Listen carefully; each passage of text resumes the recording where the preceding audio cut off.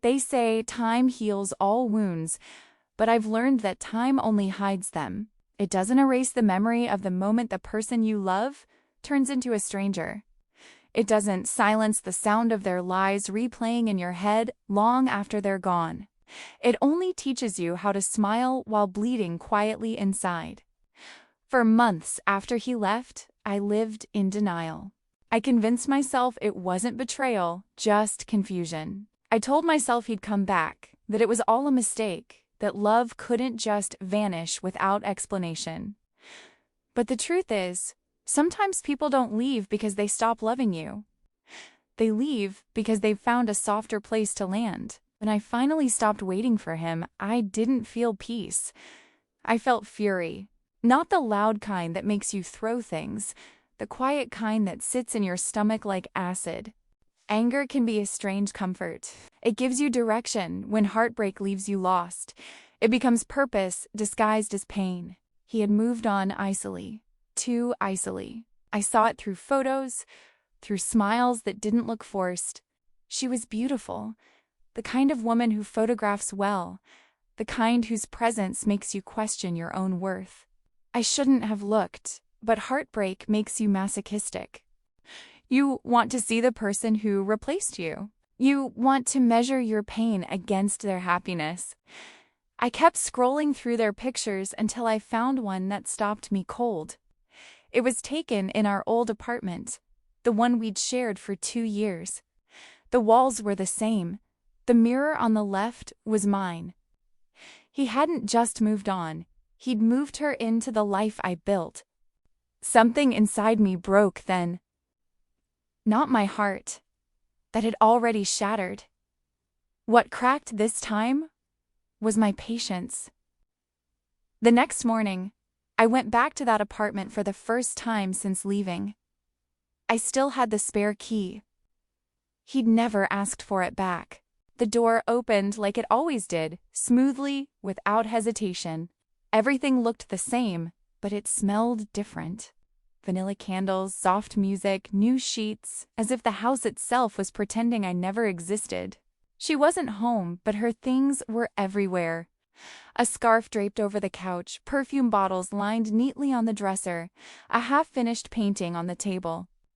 I stood there quietly, touching none of it, just breathing in the foreignness of a place that once felt like home. On the kitchen counter sat a phone. His. The screen lit up with a message. "Can't wait to see you tonight." It wasn't from her. It was from another number.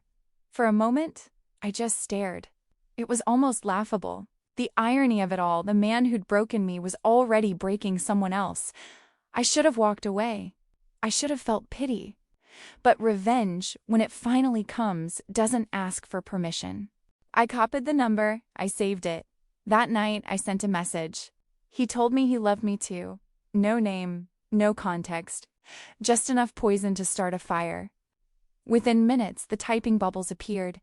Then another message. "Who is this?" I didn't answer. I didn't have to. I knew curiosity would do the rest. People always want the truth, until it hurts them. Days passed and I stayed silent. Then I watched as the cracks began to show. Their perfect photos stopped appearing. The smiles faded.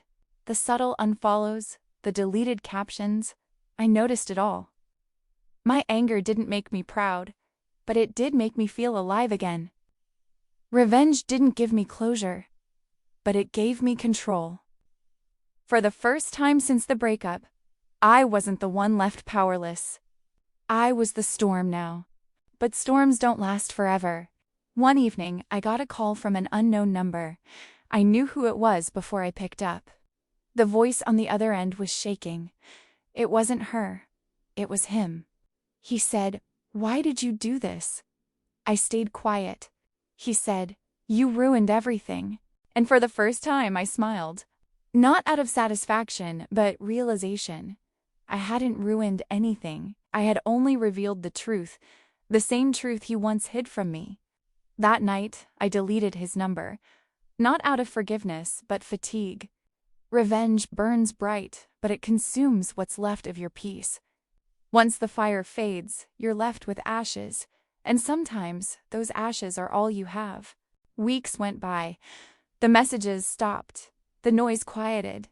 I expected to feel empty, but instead, I felt something softer. Not happiness, but release.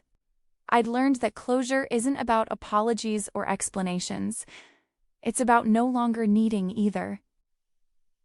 A few months later, I passed by that apartment again. The lights were off, the curtains drawn, a for rent sign hung in the window. They were both gone. And as I stood there on the sidewalk, I realized that love, betrayal, and revenge all share the same ending. They leave you standing alone, learning how to start again. I walked to the lake nearby and sat on a bench, watching the reflections ripple across the water. The night was quiet, calm, almost peaceful. I pulled out my phone and scrolled through my messages. Old ones, memories that no longer hurt. Then I deleted them one by one until the screen was clean. That's when I finally understood what freedom feels like. It doesn't look like revenge, it looks like silence. It sounds like forgiveness whispered to yourself, and it feels like walking away without looking back. People think revenge is the opposite of love, but it isn't. The opposite of love is indifference. Revenge is love that stayed too long, love that turned into fire because it had nowhere else to go. I still think about him sometimes, not with anger, not with longing, just with the quiet recognition that some endings are necessary. If he hadn't broken me, I never would have found this version of myself, one that no longer chases, no longer clings, no longer burns for someone else's apology.